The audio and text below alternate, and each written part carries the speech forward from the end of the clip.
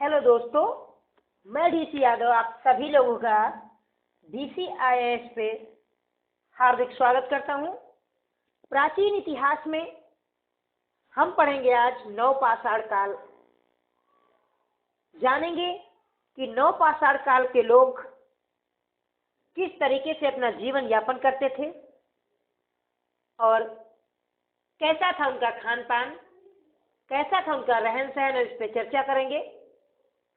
लेकिन सबसे पहले हम आपको बता दें कि नवपाषाण काल यानी नियोलिथिक एज की चर्चा सर जॉन लुआक ने 1865 में अपनी पुस्तक प्री हिस्टेरिका में की।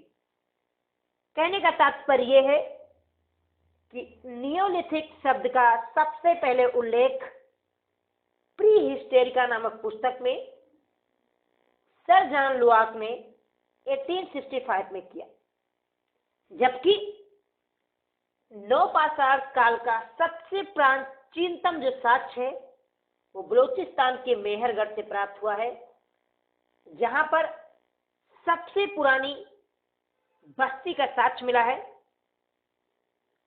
और इस काल के जो लोग थे वो अस्थाई जीवन जीना स्टार्ट कर दिए थे। इसका सबसे बड़ा प्रमाण बलूचिस्तान में स्थित मेहरगढ़ है। हमने इससे पहले आपको पढ़ाया था कि पूरा पाषाण काल में मानव की क्या स्थिति थी। हमने आपको इसमें बताया था कि मानव खुले आसमान के नीचे रहता था, आखेटक जीवन व्यतीत करता था।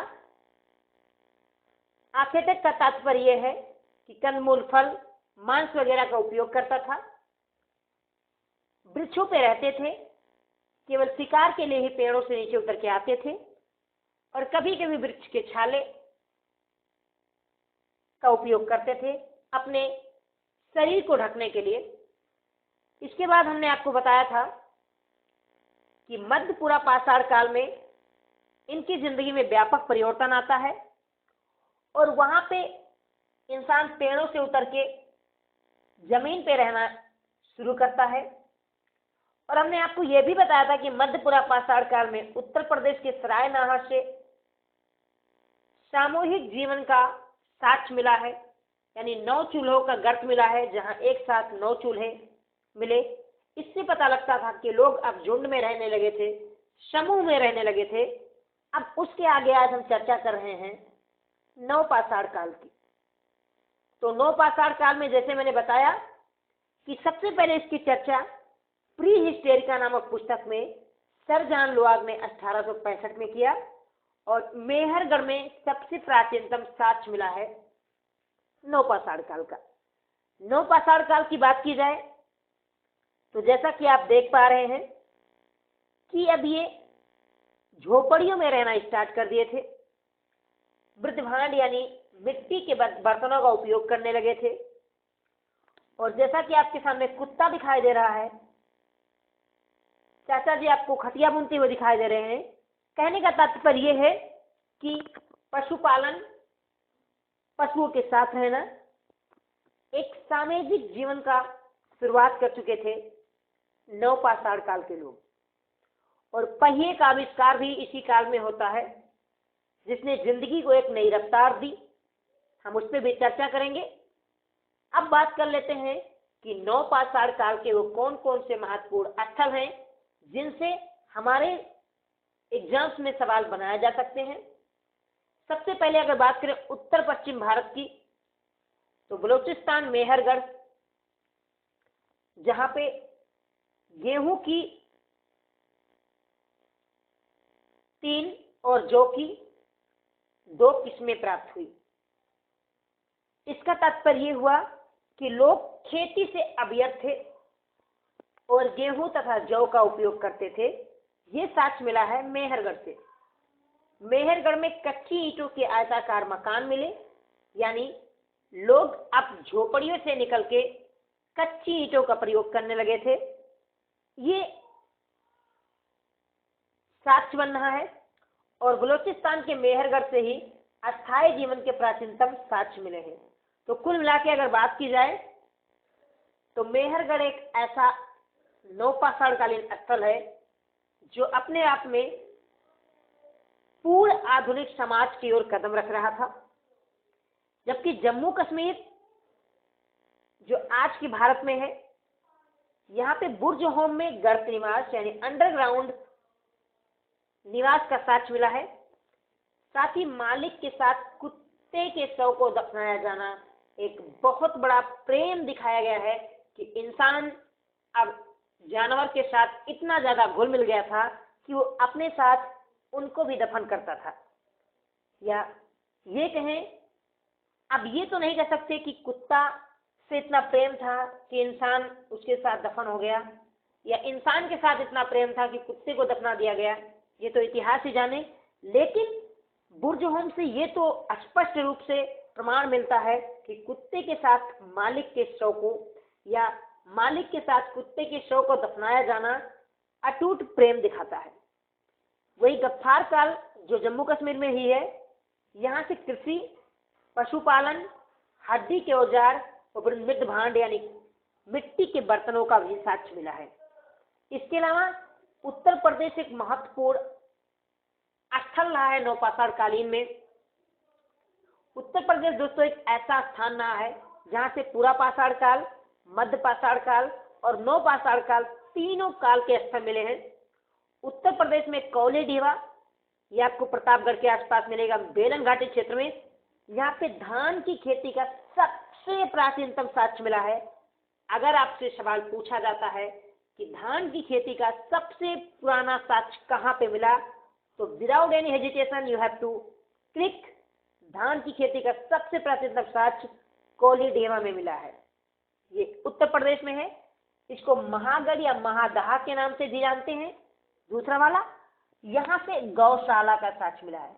अब गौशाला का मतलब पशुओं की बाड़ा, इसके साक्ष्य मिले हैं। अब अभी तक हमने देखा कि हमने जानते थे कि इंसान ने सबसे पहला जो पालतू पशु बनाया वो कुत्ते को बनाया था, लेकिन गौशाला का तात्पर्य गाय से है। और जब गौशाला का बात की, यानी बहुत सारा बड़ा एक पशुओं का अड्डा था, उसमें ढेर सारी गायें रहती थी, तो इंसान ने कहीं ना कहीं पशुपालन के क्षेत्र में एक विस्तृत कदम उठाया और पशुओं से व्यापार करने की स्थिति में शुरुआत की। ये साक्ष्य मिलता है। और जौ का प्रमाण भी मिला है महादहा या महागढ़ से। और तीसरा जो सबसे इम्पोर्टेंट स्थल है नवपाषाण कालीन उत्तर प्रदेश का, वो है चौपानी मांडो या मांडू के नाम से कुछ भी कह सकते हैं आप। मधुमक्खी के छत्ते के आकार की झोपड़ी मिली है, यानी आप ऐसे मान सकते हो इस आकार की झोपड़ी मिली है चौपानी मांडो में। और मृदभांड यानी मिट्टी के बर्तन। तो ये उत्तर प्रदेश के 3 महत्वपूर्ण नवपाषाण कालीन स्थल थे। आप इन्हें नोट कर सकते हैं, पॉज करके वीडियो आप दोबारा सुन सकते हैं, लेकिन आप इन्हें जरूर से जरूर याद कीजिएगा। कौली ढीवा जहाँ से प्राचीनतम धान के साक्ष्य मिले हैं, महादहा या महागढ़ जहाँ से गौशाला का साक्ष्य मिला है, और चौपानी मांडो जहाँ से मधुमक्खी के आकार का छत्ता मिला है। इसके अलावा दोस्तों बिहार में चिरांद और सेनुगार ये 2 नवपाषाण कालीन स्थल हैं। अगर बात करूं सेनुगार से, तो यहाँ पे हिरण के हड्डी से बने हुए हथियार मिले हैं। असम में 2 नवपाषाण कालीन क्षेत्र हैं, स्थल हैं, एक दोजलू, एक सरुतरु या सारुतरु। और कर्नाटक में सन्नल कल्लू और पिकलीहल, ये दक्षिण भारत के महत्वपूर्ण नवपाषाण कालीन स्थल हैं।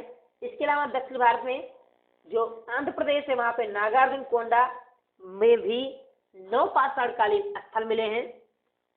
उन्नूर में भी नवपाषाण कालीन स्थल मिले हैं।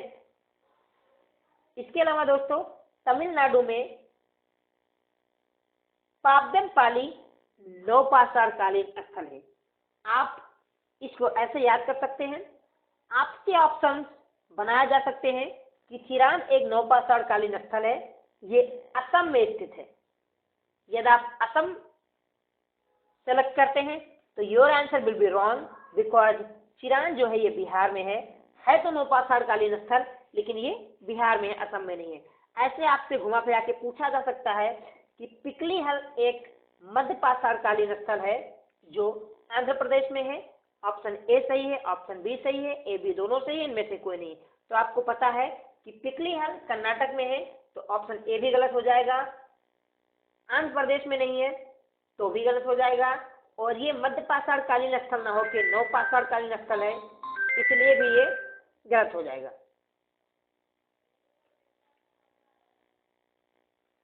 अब बात करते हैं दोस्तों विशेषता क्या रही है नवपाषाण कालीन स्थल की।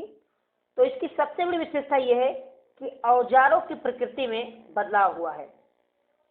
औजारों की प्रकृति से तात्पर्य यह है कि अब हथियार जो है ये पहले के अपेक्षा छोटे हो गए और काफी ज्यादा शार्प और नुकीले बनाए गए। यानी आप ये कह सकते हो कि बेलन आकार के औजार होने लगे। हमने मध्य पाषाण कालीन स्थल में आपको बताया था कि सल्क हथियारों की प्रधानता रही है उसमें। इसके अलावा कृषि और पशुपालन को अपनाया गया। आपने अलग अलग जगह देखा कि जैसे आपने देखा मादहा में पूरा गौशाला मिला है। आपने देखा कृषि के लिए कि जहां आपको मेहरगढ़ से जौ तथा गेहूं के साक्ष्य मिले हैं। इसके अलावा आपने कोली ढीवा से धान के सबसे पुराने साक्ष्य को देखा। तो इससे आप कह सकते हैं कि नवपाषाण कालीन के लोग कृषि और पशुपालन को अपनाए। मृदुभांडों का निर्माण की शुरुआत हुई। शुरुआत तो पहले भी हो चुकी थी, लेकिन एक व्यापक स्तर पे इसकी शुरुआत हुई और ग्राम समुदाय का विकास हुआ। जैसा कि मैंने आपको दिखाया था कि झोपड़ी में लोग रहते थे, अब एक समुदाय का निर्माण होने लगा और सामाजिक आधार का जन्म हुआ। और इस सामाजिक आधार में दोस्तों ऐसा हुआ कि जब समाज का निर्माण होने लगा तो इसमें जो आर्थिक समानता है उसमें भिन्नता आई। एक तरीके से असमानता का जन्म हुआ। जो उसमें व्यापार के क्षेत्र में, ताकत के क्षेत्र में मजबूत हुआ, वो एक कबीले का हेड हुआ और यहाँ से प्रतिसत्तात्मक शासन की शुरुआत होती है। हालांकि नवपाषाण काल में मार्च पूजा जारी रहा, यानी महिलाओं को सम्मान मिला, लेकिन यहीं से एक तरीके से प्रतिसत्तात्मक की शुरुआत होती है, क्योंकि जब असमानता आती है आय में तो उनको बल मिलता है जो ज्यादा धन कमा सकते थे, और उस समय पुरुषों पे ज्यादा जोर दिया जाता था। इसलिए वहीं से प्रतिसत्तात्मक शासन की शुरुआत होती है और महिलाओं को एक तरीके से पुरुषों से कम आंका जाता है। हालांकि इंडस वैली सिविलाइजेशन में जब आप देखेंगे तो वहां पे महिलाओं को वो पूरा सम्मान मिलता है जो उन्हें चाहिए, जो आज के लिए हम महिला सशक्तिकरण समानता की बात करते हैं। तो अल्टीमेटली दोस्तों हम ये कह सकते हैं कि जो नवपाषाण कालीन काल था ये एक परिवर्तन का समय था। आदि मानव आठ एकड़ जिंदगी जो जी रहा था उससे बाहर निकला, सामुदायिक जिंदगी जीने लगा, झुग्गी झोपड़ियों में रहने लगा, परिवार के साथ रहने लगा, पशुपालन को अपनाया और कृषि को अपनाया और पहिए के आविष्कार ने उसको एक नई रफ्तार दी।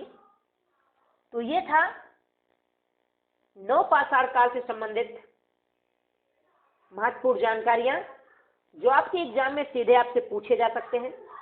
इससे बाहर शायद आपसे कोई सवाल पूछा जाए। तो दोस्तों आप हमारे साथ जुड़े इसके लिए आपका बहुत बहुत धन्यवाद। यदि आप लोगों ने अभी तक DCIS इंस्टीट्यूट को सब्सक्राइब नहीं किया तो प्लीज सब्सक्राइब कर लीजिए, बेल आइकन को प्रेस कर लीजिएगा। सेशन पसंद आता है तो लाइक कीजिए, नहीं पसंद आया तो डिसलाइक कीजिए, साथ ही उसका कारण बताइए। आप सभी लोग हमारे साथ जुड़े इसके लिए आपका तहे दिल से शुक्रिया। जय हिंद, जय भारत।